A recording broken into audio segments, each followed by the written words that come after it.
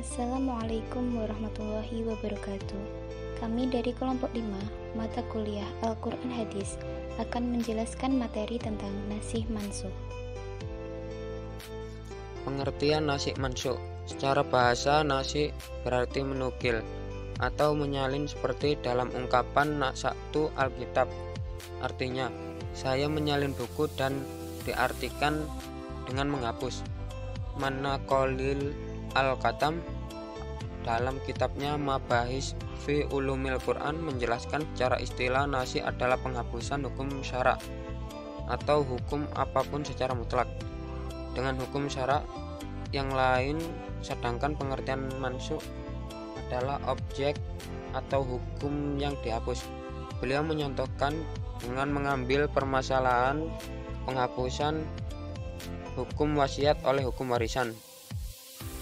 Asumsi adanya nasih mansukh, adanya nas dalam syariat atau adanya ayat Al-Quran yang mansukh dihapus hukumnya atau lafadznya oleh ayat lain ditunjukkan oleh dalil naql atau ayat atau hadis.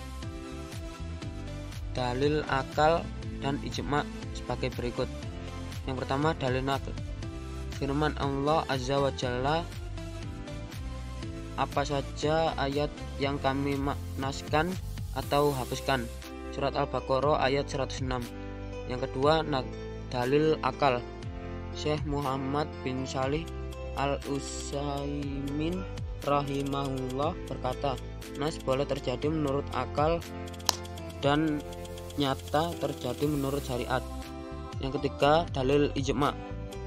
Al-Baji rahimahullah berkata, seluruh umat Islam berpendapat bolehnya atau mungkinnya nas syariat menurut akal dan syara'. Al-Kamal Ibnu Humam rahimahullah berkata, pengikut syariat telah sepakat atas bolehnya nas secara akal dan terjadinya secara syariat. Bentuk pergeseran paradigma nasih mansukh. Nasakh eliminatif, yaitu penghapusan atau penghilangan rumusan secara total karena sudah tidak lagi aktual dan terlepas dari konteks kesejarahannya. Nasakh substitutif, yaitu mengalih posisikan rumusan-rumusan yang telah ada untuk diterapkan dalam konteks yang berbeda-beda dengan mengadakan modifikasi seperlunya untuk menyesuaikan dengan konteks yang telah ada. Nasakh transformatif merupakan metode bagaimana menerjemahkan nilai-nilai dan ajaran-ajaran Islam yang masih bersifat normatif agar menjadi operasional dan praktis. Polemik ada tidaknya nasih mansukh. Menurut Yusuf Qaradawi, setidaknya ada 3 kecenderungan dalam masalah nasakh, yaitu 1. Ada yang meluaskan diri dalam mengklaim adanya nasakh dalam Al-Quran dan berpendapat bahwa sekian dalam surat sekian dinasakh, sementara tidak ada dalil yang kuat terhadap penasakhan itu. 2. Sebagai antitesis dari mereka, ada yang mengingkari sama sekali adanya nasakh dalam Al-Quran. Dan yang ketiga, ada pendapat pertengahan yang mengakui adanya nasakh jika dalil yang sahih dan jelas yang meyakinkan akal dan menenangkan hati. Implikasi dalam menafsirkan ayat Saif dan Damai. Sebagai contoh adalah Imam Samudra yang mendasarkan aksi terornya pada riwayat Ali bin Abi Thalib, sebagaimana dikemukakan oleh Ibnu Katsir tentang dinasahnya ayat. Maka maafkanlah dan biarkanlah mereka sampai Allah mendatangkan perintahnya. Selain itu, untuk melegitimasi perbuatannya, Imam Samudra juga mengutip ide 4 pedagang yang dikembangkan oleh Ibnu Katsir. Pedang yang dikembangkan oleh Ibnu Katsir. Dalam hal ini, Quraisy Syihab secara khusus menulis sebuah buku yang berjudul Ayat-ayat Fitnah Sekelumit Keadaban Islam di Tengah Subhasangka. Buku ini berisi tentang penafsiran Quraisy Shihab terhadap 5 ayat.